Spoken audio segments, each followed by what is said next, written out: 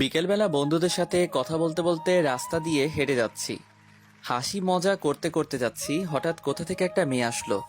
মেয়েটা পিচ্চি, হয়তো ক্লাস 5-এ বা 6-এ পড়ে। আমাদের সামনে এসে আমাকে বলতে লাগলো, এই যে ভাইয়া, আমার একটা উপকার করবেন। বলো পিচ্চি আপি। আমি মোটেও পিচ্ছি না, আমি ক্লাস 6-এ পড়ি। ও সরি, পিচ্চি বলো। আমি আমার বিড়ালটা হারিয়ে ফেলেছি, একটু খুঁজে দেবেন? কি? ভাইয়া প্লিজ, আমি আমার টমকে খুব ভালোবাসি। টমকে? টম হলো আমার বিড়ালের নাম, গাধা একটা। লে হালুয়া, আমি কেমনে জানবো তোমার টমটমের কথা? দেখুন ভাইয়া, আমার টমকে টম টম বলবেন না। আচ্ছা তুমি কি পাগল? আপনাকে আমি এই বলে আমার হাতে কামড় দিয়ে দৌড়ে চলে গেল। এসব আমার বন্ধুরা দেখে হাসতে লাগলো। আমি ব্যথায় মা গো বাবা গো বলে চিল্লাচ্ছি, আর হারামি বন্ধুরা দাঁত কেলিয়ে হাসছে। তখন জিহাদ বলল, দোষ, কামড়টা কেমন লাগলো? আরে শালা মজা নিস, এদিকে আমি ব্যথায় মরছি। তোর কপাল এটাই ছিল। কি সুন্দর করে কামড় দিল। মেয়েটা এমন কেন করলো রে? তুমি চান্দু মেয়েটাকে পাগল বলবা, আর মেয়েটা তোমায় চুমু দিবে? চুমু দিলে না করি না, আমার মন অনেক বড়, সেখানে সবার জায়গা হবে। সবাইকে বোনের নজরে দেখবি। দেখলি না মেয়েটা তোকে কি সুন্দর করে ভাইয়া ডাকলো। ভাইয়া থেকে জামাই হব, তোদের কথা দিলাম। তার মানে আমাদের লেখক প্রেমে পড়েছে, এটাও সম্ভব? ইয়ে না মানে, হাত ব্যথা করছে, চল। কথা এড়িয়ে যাচ্ছিস কেন? তুই ব্যথায় মরে যাওয়ার আগে স্বীকার কর। ঠিক, স্বীকার কর, না হলে ছাড়ছি না।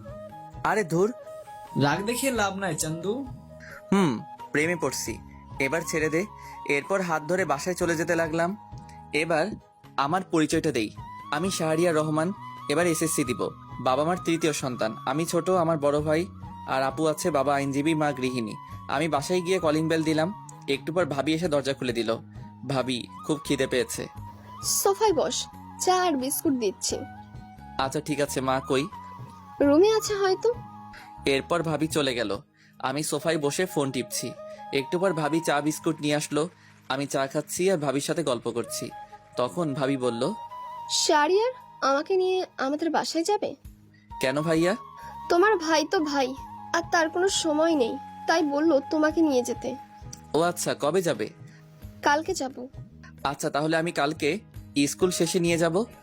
আচ্ছা এখন গিয়ে পড়তে বসো কেমন? এরপর আমি আরো কিছুক্ষণ গল্প করে রুমে গিয়ে পড়তে বসলাম। কিন্তু আমার একটা অভ্যাস, পড়তে বসলে ফোন টিপি, তাই দুইটাই করতে লাগলাম।